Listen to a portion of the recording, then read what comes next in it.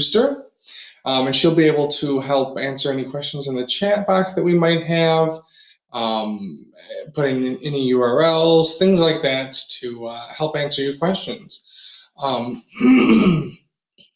We do recommend that you use Google Chrome as it's one of the best for viewing the webinar. And if you have any issues, please let us know. And we do typically recommend that students just log off and then log back into the webinar. And we will be sending a recording to this webinar to all students who registered, and so you will get a chance to view this if you are having any issues.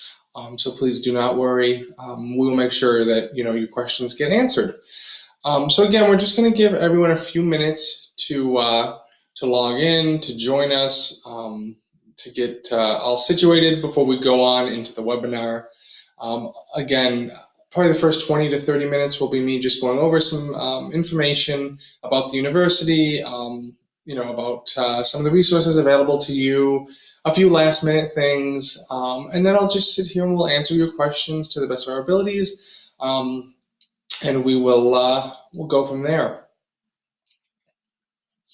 So again, just a few more minutes, let everyone log in, get situated, stuff like that. Again, before we get started, I also want to congratulate everyone on getting accepted and admitted into Binghamton University. As a fellow alum, I know how exciting it is to start this journey, and we're so happy that you are joining us, and we are positive that your futures are very bright. So to test everyone's audio, as well as to give you a quick aerial tour of the university, we do have a video to present.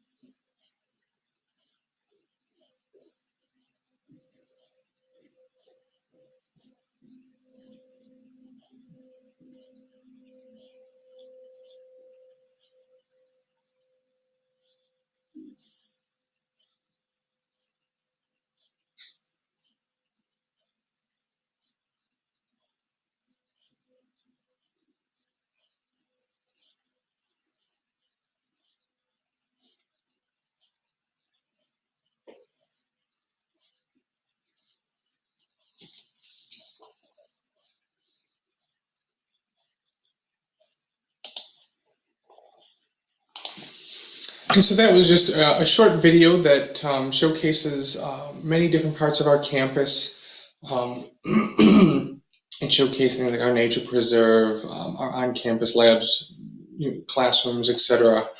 And so Binghamton University is a premier public university where, according to the FISC Guide to Colleges, an excellent education at a reasonable price. We're within the top 50 public universities in the nation. We're number 44 for all institutions in the nation doing the most for the American dream. We're number 4 among the most affordable top-ranked institutions in the U.S., and we're number 8 best value among the nation's public colleges for out-of-state students. That means that you're going to get an excellent education without paying a massive cost. And that's part of our goal, is to educate students, educate all students well. So our campus community is quite large, about 17,000 students total, with about 3,600 of them being graduate students, such as yourself. Overall, the entire population of the university is 16% international. However, at the graduate level, that's a much higher number.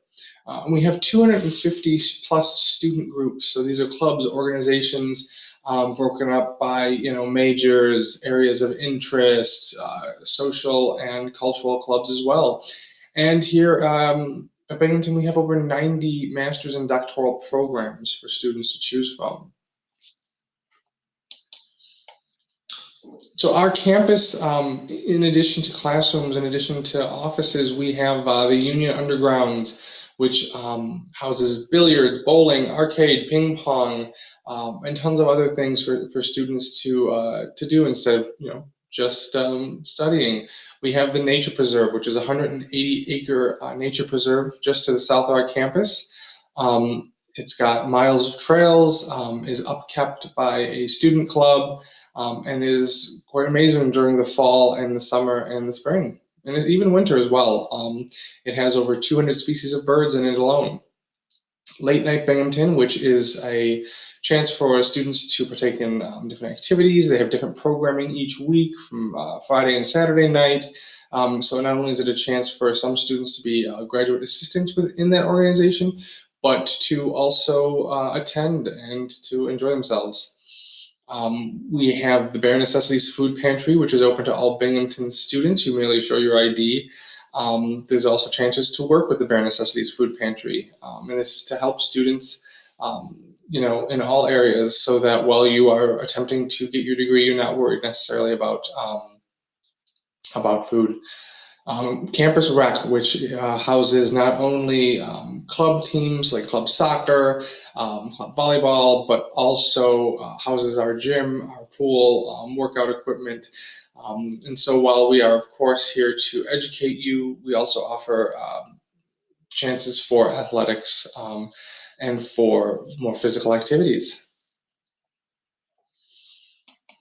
Another question we get asked a lot by incoming students is transportation. Some of you might not have a car or might not want to bring your car, which is quite all right. So we do have the off-campus college transport. This is a student-run bus company. It's run by Binghamton University students, and they offer buses 7 days a week for a variety of the day for many hours, and it runs to pretty much all of the areas where students study, where students live, the different neighborhoods in the surrounding area, and that's free to all students, in addition to the Broome County Transit, which is also free to all students. And that is the City of Binghamton run transit system.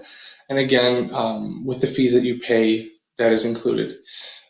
There's also the Greater Binghamton Transportation Center, and that is our local bus station. Coach, Greyhound, Megabus, our bus, and Trailways all leave out there. And as you can see from the map in the upper right, we're only a few hours from places like Boston, Niagara Falls, Toronto, New York, New Jersey, Philadelphia, Washington, Montreal, all within a 5-hour drive. So we're very close to a lot of major cities on the Eastern Seaboard. And we also now have Zipcar, Uber, and Lyft available to students. So if you don't have a car, you can take a bus, an Uber, in some cases walk or bike as well. Another thing I wanted to mention is the graduate student organizations. So we have social, cultural, and multicultural organizations such as the Indian Graduate Student Organization, the Chinese Student and Scholar Association, and the Graduate African Student Organization. These are chances for people of similar culture, geographic location to get together. And a lot of our students say that it's one of the ways that they made a lot of friends and felt at home, even though they might be far away from home. We also have academic-based and department-based organizations, and so such as anthropology and art history, chemistry, education, engineering, they all have groups and organizations that help students further their sort of academic pursuits, such as Party with a Purpose. It's the public administration graduate student organization, and it helps to raise money for CCPA, our College of Community and Public Affairs, philanthropy incubator. We also have Crossing the Boundaries in Art History, which is an annual graduate student conference. So in addition to classes, in addition to sports, we also have options to broaden your cultural horizons and broaden your educational horizons as well. And another thing, while you are just starting your journey, a lot of students often wonder, how will I get a job after I've finished my degree? What are my options there? And so the Fleischman Center for Career and Professional Development is our campus-wide professional development office. They do skills training, resume review, networking, and engagement opportunities, and they also host a job and internship fair each year, which is held at the beginning of September this year. They also will market employment opportunities through Handshake, which is an online job database exclusive to Binghamton students. So everyone on there is looking for students from Binghamton to fill the positions that they might have, be it an internship, a full-time job when you graduate, etc. And so it's a great resource for students. There are, of course, graduate assistantships, which some of you might have as part of your admissions. And those can be both academic and non-academic. So departments will often offer them, and if not through a department, many offices, such as the graduate school, will house those as well. And in addition, alumni relations. So there our Fleischman Center for Career and Professional Development works closely with companies and with alum to help build these relationships, build these networks, and to help place our students. So one of the areas that you'll be spending a lot of time at, I'm certain, is our library system. And so on campus or within the university campus, we have 3 different libraries. Bartle Library is our main library. It's open 24/5, meaning that during the week it's open 24 hours a day. On the weekends, it is open until 8 p.m. There is a dedicated graduate student area, so that's the image below is a graduate student area only. You use your ID card to get in, and they do offer, in addition to those, private study corrals, which are especially helpful for our doctoral students who are perhaps needing to do a lot of research, using books, needing a dedicated area to work on their materials. And those can be applied for online. In addition, the Library of Bartle houses the Fine Arts, Humanities, Social Sciences, Mathematics, Computer Science, and Government document collection.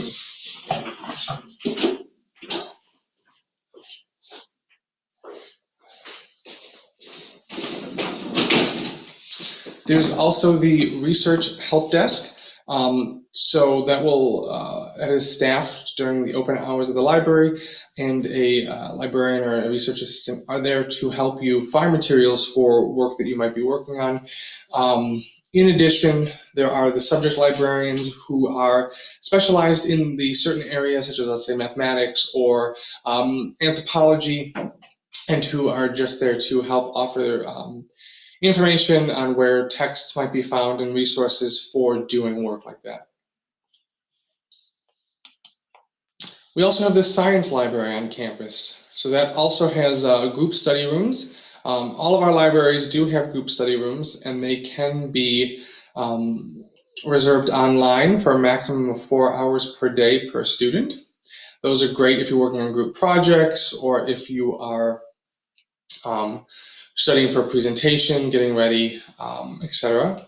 The science library also houses the physical sciences, life sciences, health sciences, engineering, psychology, and our map collection.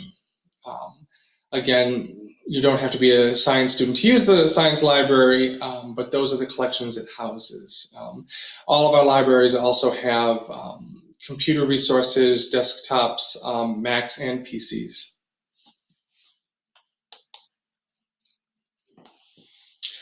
Then for those students who are in our College of Community and Public Affairs, our UDC library, which is located in downtown Binghamton in the UDC. Its dedicated graduate student areas are in the UDC as well. There is a student lounge as well as a specific computer pods for our graduate students. Again, it has the group study rooms, and it houses our community and public affairs, human development, public administration, social work, and student affairs collections. Now, you don't have to be a CCPA student to use this. If you live downtown and on the weekend or something do not feel like coming to campus to do work, you are allowed to use the UDC library as well. So just again, a few of the library resources that are offered by all of our libraries combined. Our print collection has almost 2.3 million books with about 93,000 journals. We have over 1 million ebooks, 125,000 journals, and 360 databases online. You can borrow up to 200 books at a time and keep them for 1 year. You're also allowed to renew in person or online if that's easier. As long as you have your student ID, you can check out texts, and you can also access online resources from anywhere. I see that there is a question from Julia Littman, and I just wanted to bring that up real quick. So yes, Julia, the MSW is housed within the College of Community and Public Affairs at the UDC, and that also has a library. And it has the same things such as texts, collections, laptops, and desktops, printers that all of our other libraries do. So there is a library downtown as well. We do pay to print. It is already factored into your cost and fees. The fee is about 5 cents per piece of paper printed, typically double-sided, but that is up to you. And you give an allotment each week that does roll over. As a past alum, I never once ran out of money for printing. If by some chance you do, you are able to put more money onto your printing account. But again, it was never an issue that I had run into, and never an issue that I've heard many students run into. So again, the majority of our graduate students live off campus, and so I did want to make you aware of our off-campus college. OCC is an office which helps students connect with other students living off campus looking for a housemate or an apartment roommate. They also maintain a list of housing options and assist students with lease reviews. We want to make sure that your where you're living is not only safe, but also that you are not in yourself going to be getting into trouble with the lease. Again, they also will help offer, they'll help announce things going on in the community, events that they themselves might be hosting. It makes sure that students are familiar with our local laws, our leases, and our zoning, especially for international students. Again, maintains a list of local restaurants, events, and things to do, and there are a lot in the area to do. And there's also a database of information about parking services on campus. Students who aren't staying overnight might not need certain parking passes where others might. Tehran, is it very cold during winter? It can be. It depends on the winter. I would say, though, I'm not the best person to ask. I'm relatively used to the cold. I prefer it cold, so there might be some other people who are probably better at answering that than myself. In addition, I want to put up a slide on who to talk to, just a brief overview of some of the offices and sort of what they help students with. So our International Student and Scholar Services, they'll help with visa and immigration information, health insurance, OPT, CPT applications, and that is mostly for our international population. If you ever have any questions regarding visa, immigration, health insurance, all that stuff, stop there first. They are more than happy to help, and they love helping students. Your academic department typically will be the first place you stop with any questions, especially relating to the program, your classes. Most departments, so some of you I've noticed have said that you don't have a class schedule yet. Your department typically will do your registration for you. And if you are concerned about making sure that that's done in a timely manner, I would suggest reaching out, letting them know that you are interested in getting registered for the fall. They also offer assistantships, scholarships, things like that. Student accounts will handle all of your tuition and billing. Typically, the bills come out right around the beginning of the semester, and they offer options such as payment plans, pay in full, etc. And that will all be done right through them. They're the main office.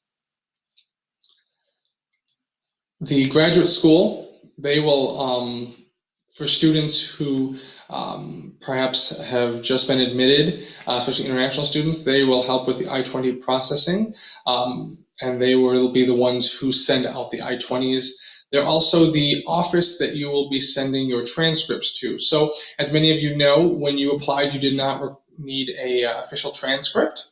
However, once you have been admitted, deposit paid, and are coming, we do require that the official transcript be sent to the graduate school before the end of the first semester. Then that allows you to be registered for your spring semester and to continue on. The Decker Health Services, they are where your immunization and vaccination requirements will be sent to. They are also sort of an on-campus walk-in center. So if you're feeling ill, basic things like that, you can go there and they can help with those. So another question we get a lot from admitted students, especially international, but this goes for domestic as well. Some things come up, you can't make it for your first, your fall semester, but you don't want to, miss out on your admission. You have the ability to defer an admission for up to 1 year. What this means basically is you let your department know that you can't make it for, let's say, this fall semester or even this fall and spring semester, whatever the issue may be. Will they defer the admission, basically place it on a hold until you can attend?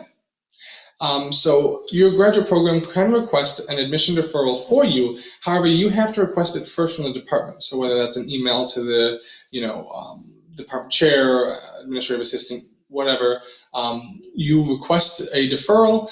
They will then grant that deferral. Once approved, they will contact the graduate school who handles applications, and they will complete this process. So what you will need to make sure, though, is to provide the department with your name, application number, and indicate what semester you wish to defer to, be it spring or fall of 2020. So like I said, you can defer for up to 1 year. So if you couldn't make it for fall of 2019, you can defer until fall of 2020. Again, we do recommend that you do this as soon as possible, just to make sure that there are no issues with deadlines, etc. In addition, if between now and then you complete additional coursework, you must submit a new transcript for that coursework, and that will include anything including graduating after submitting your application. Again, it can only be deferred for 1 year, and you do have to request it from your department. Important dates. So there's just a few upcoming dates that I wanted everyone to be aware of. The 14th and 15th of August is International Graduate Student Orientation. This is a required orientation for all new international students. I know I've gotten some emails in the past few weeks of students saying that they might be late due to visa interviews, due to issues with scheduling flights. And so I would recommend reaching out to the Office of International Scholars and Students, the ISSS office, and they will be able to assist you in that. August 19th is the new graduate student orientation, and this is run by the graduate school. It's recommended for all new students, but it is required for all GA and TA positions. August 21st is when classes begin. It's only a few weeks away. And September 4th is the add drop deadline. That means that if there's a class you perhaps registered for too many, or perhaps you wish to switch to a different class, you have until September 4th to drop the class that you're currently in or to add a new class. After that, those are the classes that you are in. There are many more deadlines throughout the semester for withdrawals or for finals, and those can all be found right online by a simple search. New graduate student orientation, I believe, starts at 8 a.m., but I would recommend reaching out to the graduate school to confirm that.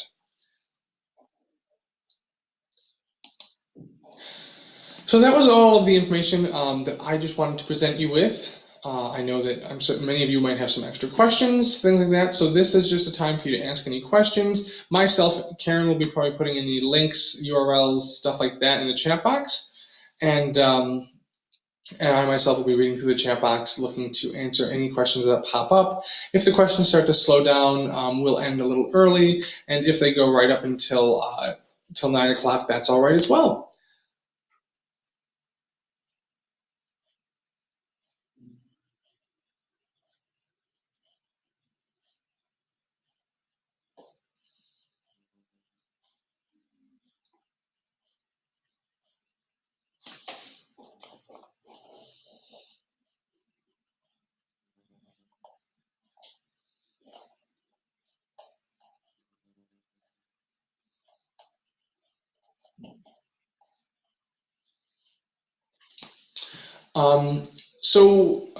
We've got a question here about bank accounts for orientation. And so there is an on-campus bank, which is a local bank here, and they will be doing tabling during the International Student Orientation to allow students to sign up for accounts. So you can wait until you've gotten here, gotten settled in before you open a bank account, and that was something I would definitely look into during the International Student Orientation, is looking into that.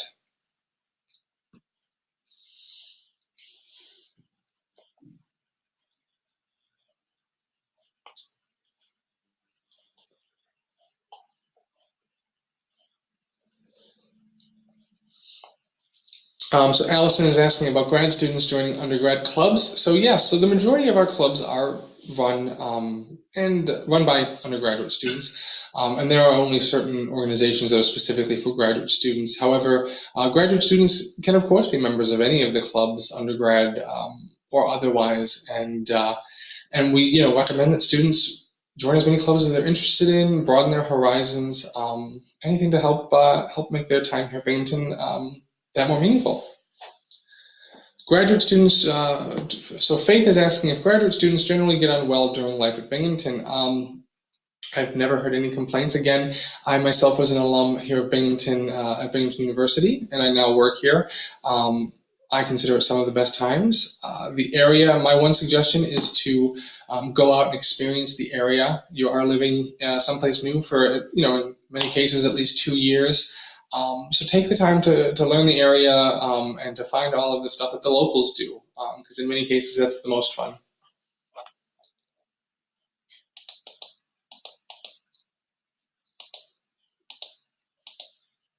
So if someone does get a visa rejection, you are, again, able to defer your admission for up to a year. And that is what we would recommend students do, is that they reach out to the department, let them know that their visa has been rejected, that they would like to defer their admission if timing, given that the timing won't probably work out, and defer it to either the spring or the next fall, whatever would work best for you.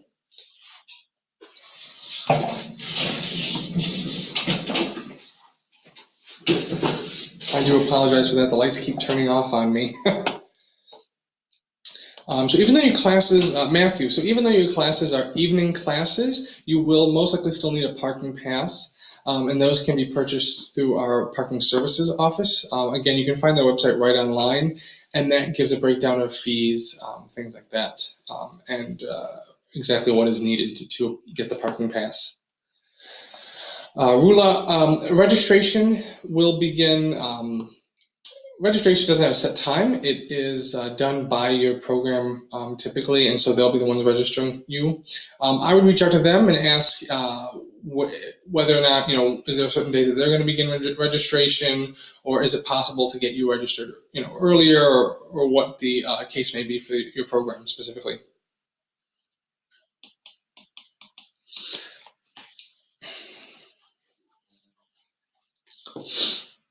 So I've got a few computer science questions. So again, anything regarding coursework, more than welcome to reach out to a professor, especially if it's one who is teaching a course you're interested in.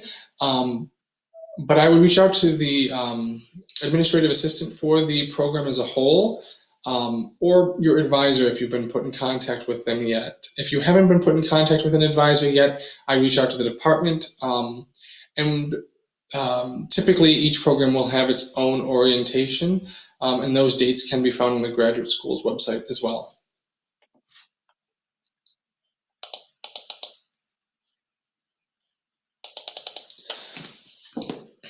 So you'll be able to purchase parking passes once you get to campus. They do require things, I believe, like your copy of registration, your license plate number, information like that.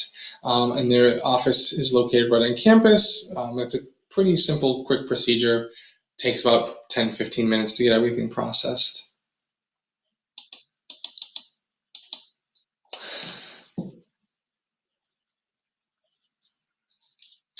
So it's not possible to defer for more than a year. If your deferral does go past a year, we do require that students reapply. And so deferral only works for a year.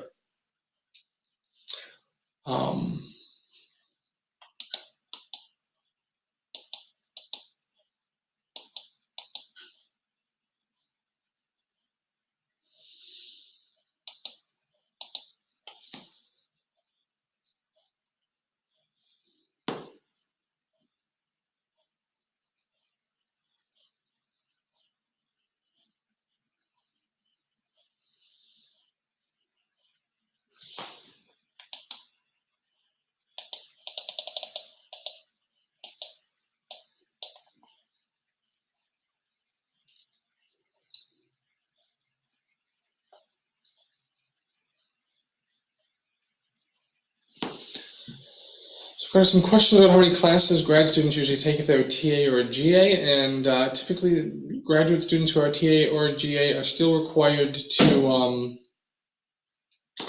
take the full amount of classes, which is 12 credits per semester. It is not possible to defer for more than 1 year, so even a department wouldn't allow that. We do offer a few food plans, and those can be used at our dining halls, at our marketplace, which is more like a commercial restaurant, and any of our campus coffee spots, etc. And that can all be found right online. Karen has provided the URL.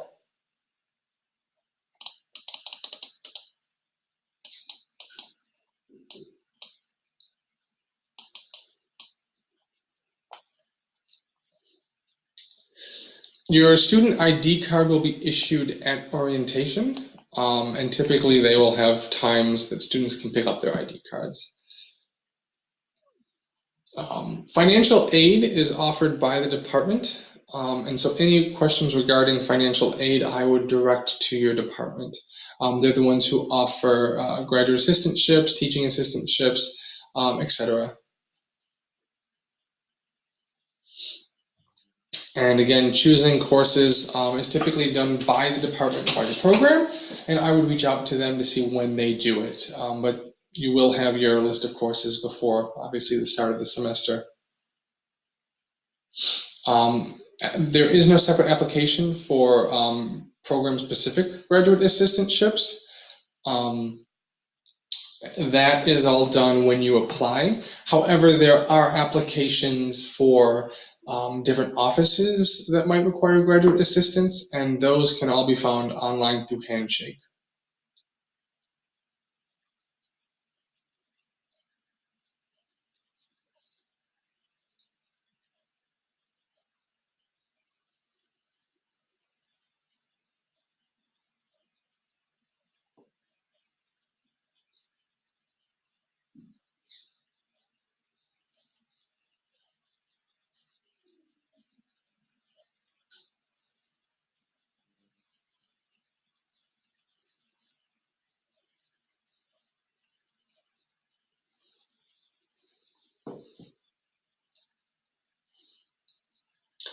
Glad to help, Faith.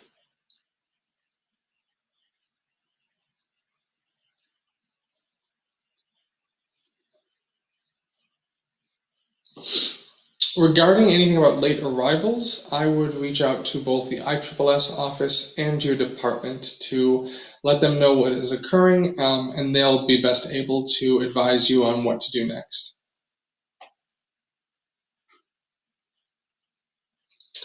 How do you mean, must you be back if you choose to defer? If you choose to defer and then decide after the maximum of 1 year deferral that you're either no longer able to or interested in coming to Binghamton, you may then withdraw or deny the admissions.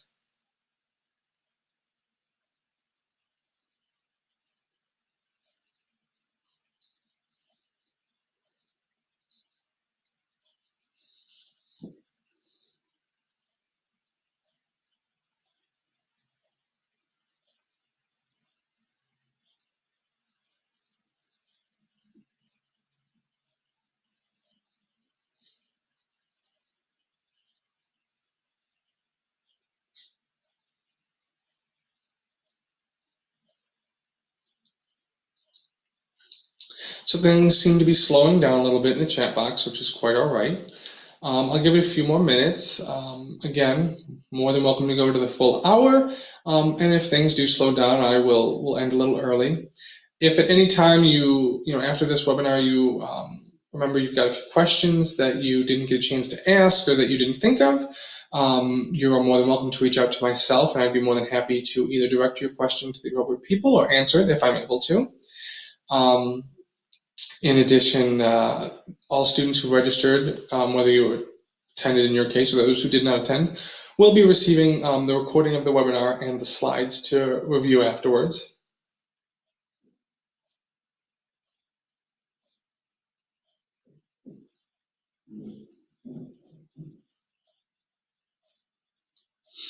So anything regarding travel within the United States as an international student, I would direct specifically to the ISSS.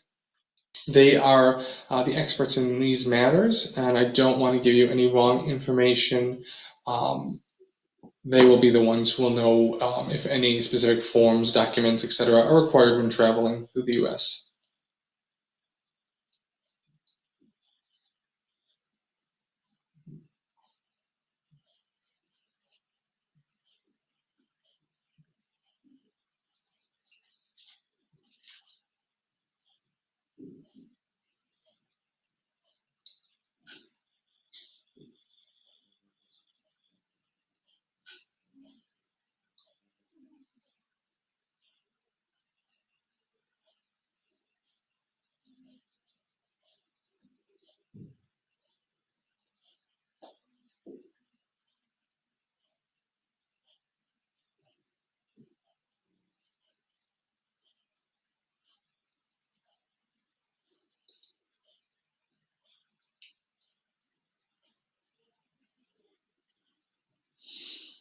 Are there any final questions that anyone might have?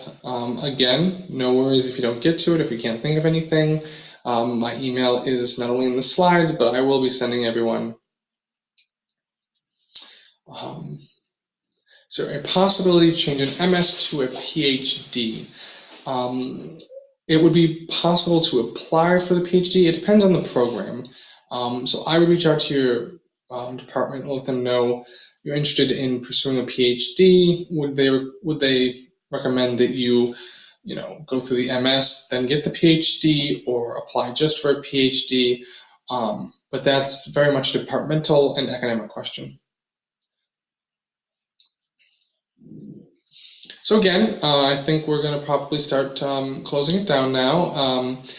If anyone has any follow-up questions, anything like that, or didn't feel that we didn't get to your question, please shoot me an email. I'd be more than happy to help. If not, we look forward to seeing everyone in the next few weeks to get started for this fall semester. And I wish you all the best of luck, and I'm excited to see you on campus. Have a great morning or evening or afternoon, wherever you're located. And again, we'll see you very soon. Bye.